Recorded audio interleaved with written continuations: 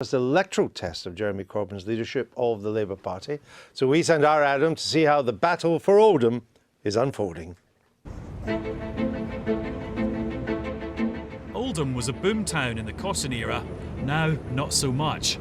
A quarter of the population has Pakistani or Bangladeshi heritage, and it's been a safe Labour seat for decades, held by Michael Meacher at the last election with a majority of more than 14,000.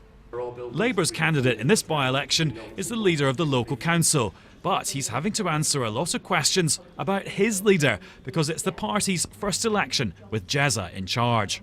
He's a very honest man, he's a man of principle and substance, and he's somebody that I respect.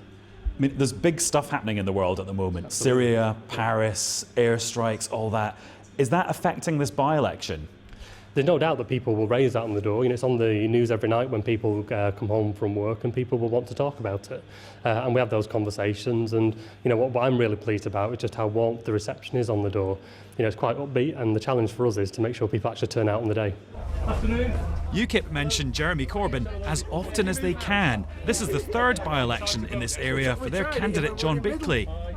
Is it getting to him? What is with this presidential podium here? Oh no, that's when our leader comes up to support me. I wouldn't dare present from there when I know Nigel's coming up. It's not that 3 by-elections have gone to your head. You've got delusions of grandeur now. No, absolutely not. No, I'm going to see the doctor after this one because I must be mad. But no, it's just I'm doing it because I really believe in what we stand for and what we're trying to do to get our country back. The Tories were beaten into third place by UKIP in May. This time their leaflets are resolutely local. It's a local plan, it's a 3-point plan. It's a plan based upon the issues that affect people every day and have an effect on their everyday lives. So first of all, it's tackling crime and antisocial behaviour. Secondly, it's better public transport and more investment. And thirdly, it's cleaning up our streets, dealing with the blight of potholes, fly tipping and littering. While the Lib Dems are campaigning at the local mosque on the national picture. We were the only party in Parliament that stood up against the tax credit cuts. Thankfully, the Tories have now come on board with our campaign to stop the tax credit cuts, but we're still concerned that there's 12 billion cuts in welfare. And the Green candidate, who's deaf and speaks through an interpreter, took me to a local spot that's about to be built on. This is being planned now to build a warehouse and houses. So this whole area is going to be affected with more traffic. It will create employment, but the people that live in this local area are really going to miss this beautiful environment. They all want to represent an area of the northwest of England where Winston Churchill began his parliamentary career.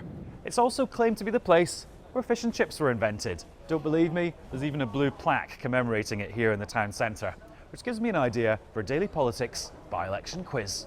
When was the last time you went to the Chippy and what did you have? About 3 days ago, fish, chips and peas. When in Oldham you have to, I mean, it's a law, have you not seen it? There's one next door here, and I have to stop myself going in there because I could definitely do fish and chips every day. I have a terrible diet, so yes, so I eat far too many chips, I'm afraid. Is it a very green thing, fish and chips?